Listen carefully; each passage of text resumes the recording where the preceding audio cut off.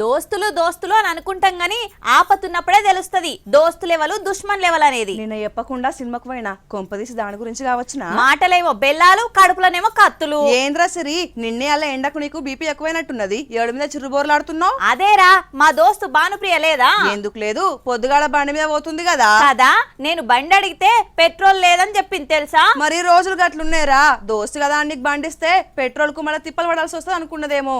ఇది వరకు ఎన్నిసార్లు మనకి ఇవ్వలేదు చెప్పు బండి? కడుపు నిండినప్పుడు కాదు, ఆకలితో ఉన్నప్పుడు అన్నదానం చేసేటోళ్ళు దోస్తులు. ఇప్పుడు కొంపదీసి నా బండి అడుగుతుందా ఏంది? ఇది ప్రాణ స్నేహితులంటే అర్థం గిదేనా?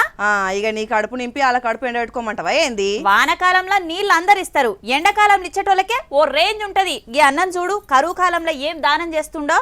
రాజువయ్యా మహారాజువయ్యా, ఇంట్లో ఉన్న బండ్లు ఫుల్ వేసుకొని వీలైతే క్యాన్లు డ్రమ్ములలో స్టోర్ చేసుకునే ఈ రోజుల్లా, 1 లీటర్ పెట్రోల్ కోసం జనం గంట సేపు క్యూ లైన్లో నిలబడుతున్న ఈ రోజులల్లా ఫ్రీగా లీటర్ పెట్రోల్ దానం చేస్తున్నావంటే నువ్వు మామూలుడివి కాదు, దానకర్ణుడికి దగ్గర చుట్టాను అనిపిస్తుంది. ఓహో ఏడు కురుకుతూరు క్యాన్లు పట్టుకొని. ఇది ఎక్కడ ఏం కథ చెప్పనీరు పురాగా.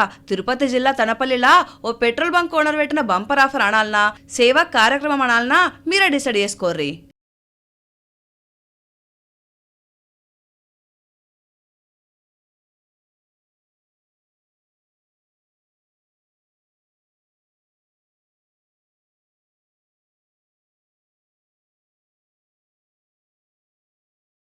ఇప్పుడున్న కరువులా బంక్ల పెట్రోల్ ఉన్నా లేదని బోర్డులు పెట్టి బ్లాక్లో అమ్ముకుందామని చూసే ఓనర్లు వార్తలను చూసినాం గానీ ఇంతటి విశాల హృదయం ఉన్న ఓనర్ను గిప్పుడే ఫస్ట్ ఇయాలనే చూస్తున్నాం అంటున్నారు.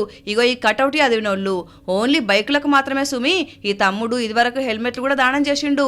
పెట్రోల్ బంకుల మీద వాహనదారుల మీద బతుకుతున్నందుకు వాళ్ళ రుణం గిట్ల తీర్చుకోవాలి, లేదంటే లావైపోతా అనుకున్నట్టున్నాడు ఈ శ్రీమంతుడు.